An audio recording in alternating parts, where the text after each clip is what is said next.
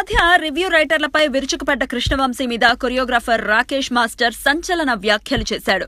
Creative director గా పిలువబడే ఆ పెద్దాయనికి ఎదుటివారిని ఎలా గౌరవించాలో తెలియదని, తనకే అన్నీ తెలుసనే భావనలో ఉంటాడని, ఇండస్ట్రీ ఎవడి అబ్బా సొత్తు కాదని రాకేష్ మాస్టర్ వివాదాస్పద వ్యాఖ్యలు చేశాడు. తానొక కూలీ పనిచేసే వ్యక్తి కొడుకునని, కొన్ని వందల పాటలకి కొరియోగ్రఫీ చేశానని, తనకి ఆకలి ఆవేదనలు తెలుసని, కాని కృష్ణవంశీకి పొగరు ఎక్కువ అని, తనతో పని చేయించుకుని డబ్బులు ఎగ్గొట్టాడని తన అక్కసు వెళ్లగక్కాడు. ఇంతకీ అసలు విషయం చెప్పలేదు కదూ.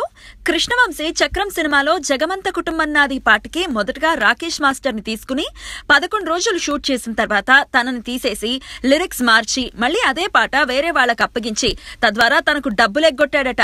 అదే కాకుండా సెట్ లో ఏదో ఒక చిన్న విషయానికే అరిచి గోల చేస్తాడట. అన్నం పెట్టి తినకుండా చేసే వ్యక్తి కృష్ణవంశీ అని, అతనొక వెధవ అని, తానొక పెద్ద డైరెక్టర్ అయ్యుండొచ్చు కానీ తన దృష్టిలో మాత్రం ఒక బచ్చా డైరెక్టర్ అని ఏమాత్రం వెనక ముందు చూసుకోకుండా రాకేష్ తీవ్రమైన విమర్శలు చేశాడు. కృష్ణవంశీకి సిగ్గుంటే తనకి డబ్బు ఇవ్వకుండా తప్పించుకోడని, తనకి కృష్ణవంశీ అన్నా వేరే ఇంకెవరన్నా భయం లేదని, కళామ్మ తల్లి అంటే అపారమైన గౌరవం అని చెప్పాడు. ఎన్ని వివాదాలున్నా ఇండస్ట్రీలో మనసులో పెట్టుకుని బయటపడకుండా చూసుకుంటూ ఉంటారు.